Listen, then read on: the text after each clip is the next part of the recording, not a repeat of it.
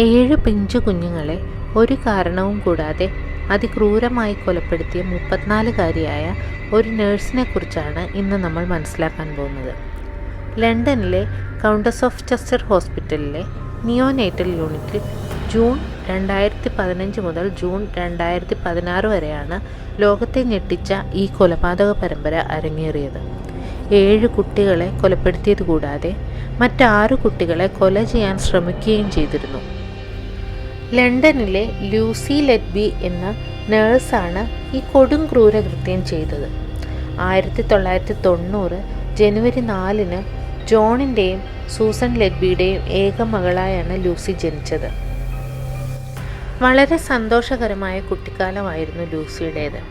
School പഠനത്തിന് ശേഷം Lucy വീട് വിട്ട് നഴ്സിംഗ് പഠനത്തിനായി ചെസ്റ്ററിലേക്ക് പോയി. ലൂസി പഠിച്ച് നഴ്സിംഗ് ഡിഗ്രി എടുത്തത് മാതാപിതാക്കൾ അഭിമാനത്തോടെ നോക്കിക്കണ്ടു. അതിനുശേഷം 2010 ഹോസ്പിറ്റലിൽ നഴ്സായി ജോലിയിൽ പ്രവേശിച്ചു. ഹോസ്പിറ്റലിനടുത്തായി ഒരു വീട്ടിൽ ലൂസി താമസമാക്കി. റെസ്ക്യൂ ചെയ്ത 2 പൂച്ചകളും കൂട്ടിനുണ്ടായിരുന്നു. 1 വർഷത്തിനു ശേഷമാണ് കൊലപാതക പരമ്പര ആരംഭിക്കുന്നത്. അതിനുള്ള സാഹചര്യമോ പ്രേരണയോ എന്തായിരുന്നു എന്നറിയില്ല. നവജാത ശിശുക്കളുടെ തീവ്രപരിചരണ വിഭാഗം അഥവാ നിയോനേറ്റൽ യൂണിറ്റിലായിരുന്നു ലൂസി വർക്ക് ചെയ്തിരുന്നത്. കുട്ടികളുടെ രക്തത്തിലേക്ക് എയർ കടത്തിവിട്ടും വിഷം നിറഞ്ഞ ഇൻസുലിൻ കുത്തിവെച്ചും അമിതമായി പാൽ നൽകിയുമൊക്കെയാണ് കുഞ്ഞുങ്ങളെ ലൂസി കൊലപ്പെടുത്തിയത്. കുട്ടികളുടെ മരണശേഷം അവരുടെ മാതാപിതാക്കൾക്ക് ഒരു സിമ്പതി കാർഡും ലൂസി അയച്ചിരുന്നു. മറ്റുള്ളവരുടെ മുന്നിൽ വളരെ എളിമയും നിഷ്കളങ്കയുമായിരുന്നു ലൂസി. ലൂസി ഇങ്ങനെ ഒരു കൊലപാതക പരമ്പര ചെയ്തതായി പരിചയത്തിലുള്ള ആർക്കും വിശ്വസിക്കാൻ കഴിഞ്ഞിരുന്നില്ല. ബ്രിട്ടനിലെ ശിശുരോഗ വിദഗ്ധനും ഇന്ത്യക്കാരനുമായ ഡോക്ടർ രവി ജയറാമാണ് മുൻ സഹപ്രവർത്തകയായ ലൂസിയെക്കുറിച്ച് ആദ്യം സംശയം ഉന്നയിക്കുകയും പോലീസിൽ മുന്നറിയിപ്പ് നൽകുകയും ചെയ്തത്. അതിൻ്റെ ഫലമായാണ് ലൂസി കുറ്റക്കാരിയാണെന്ന് നിർണായകമായ കണ്ടെത്തലുകളിലേക്ക് എത്തിച്ചേർന്നത്.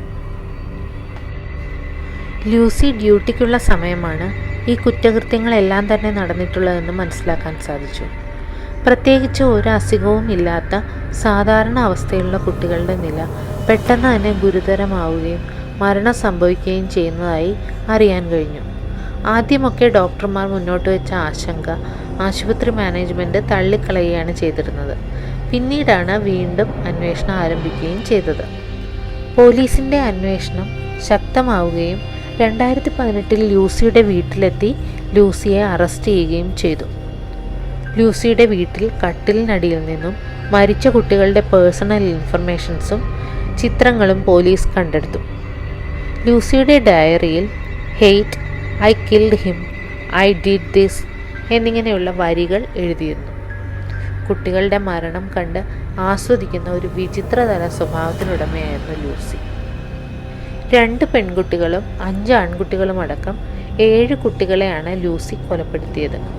13 കുട്ടികളെ കൊല്ലാൻ ശ്രമിച്ചുവെങ്കിലും 6 പേർ രക്ഷപ്പെട്ടു. ലൂസി ഒരു കാലത്തും കുറ്റസമ്മതം നടത്തിയിരുന്നില്ല. മരണം വരെ ജീവപര്യന്തമാണ് ലൂസിക്ക് വിധിച്ചിട്ടുള്ള ശിക്ഷ. ശിക്ഷാ കാലാവധിയുടെ ഇടയിൽ ലൂസിക്ക് പരോളും കോടതി നിഷേധിച്ചു. അങ്ങനെ ജീവിത അവസാനം വരെ ലൂസി ജയിലിൽ തുടരും. ലൂസിയുടെ ശിക്ഷാവിധിയിൽ ഇനിയും എന്തെങ്കിലും മാറ്റം ഉണ്ടാവുമോ? നമുക്ക് കാത്തിരുന്ന് കാണാം.